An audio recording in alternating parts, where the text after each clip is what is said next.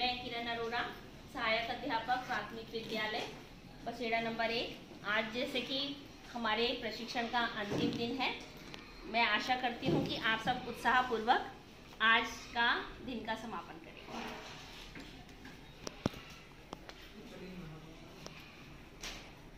निपुण भारत प्रशिक्षण द्वितीय बैच, तृतीय दिवस प्रतिवेदन। निपुण भारत प्रशिक्षण के तीसरे दिवस का प्रारंभ प्रार्थना, समूह गान व राष्ट्रगान के साथ आरंभ हुआ। प्रतिभागियों में पिछले 2 दिवस की भांति आज भी उत्साह प्रतीत हो रहा था। सत्र के प्रारंभ में प्रशिक्षकों के द्वारा गणित की एक रोचक गतिविधि कराई गई, जिसमें एक वर्ग को 9 खानों में विभाजित करके उन खानों में 1 से 9 तक की संख्याओं को इस प्रकार विभाजित करना था कि हर तरफ से उन संख्याओं का योग 15 आए। इसके लिए एक फार्मूला हैप्सिक फैड बताया गया। प्रतिभागियों द्वारा इस गतिविधि में पूर्ण रुचि दिखाई गई। तत्पश्चात गणित शिक्षण में अवधारणा निर्माण के क्रम को समझाया गया, जिसके अंतर्गत ELPS एवं कक्षा शिक्षण प्रक्रिया में इसके प्रभावी क्रियान्वयन पर विस्तृत जानकारी दी गई। साथ ही ELPS की फुल फॉर्म बताई गई। E मीन्स एक्सपीरियंस, अर्थात ठोस वस्तुओं के साथ अनुभव। L फॉर लैंग्वेज मीन्स ठोस वस्तुओं के प्रयोग के समय बच्चों से वार्तालाप। P मीन्स पिक्चर, अर्थात चित्रों के माध्यम से वार्तालाप। S फॉर सिंबल, सिंबल मतलब प्रतीकों का बोध कराना। तत्पश्चात गणित में सेतु रणनीति एवं वार्षिक योजना की विस्तृत जानकारी दी गई, जिसके अंतर्गत दक्षताओं की प्राथमिकता को समझना व कक्षा 1, 2, 3 की वार्षिक योजना के बारे में बताया गया।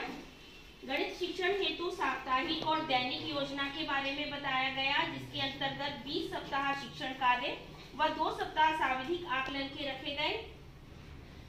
अर्थात शिक्षण सत्र 22-23 में कुल मिला के 22 सप्ताह गणित शिक्षण के रखे गए, जिसमें 10 सप्ताह शिक्षण कार्य, फिर 11वें सप्ताह में आकलन, फिर दोबारा से 10 सप्ताह शिक्षण कार्य, उसके बाद 22वें सप्ताह फिर से आकलन, ऐसा बताया गया।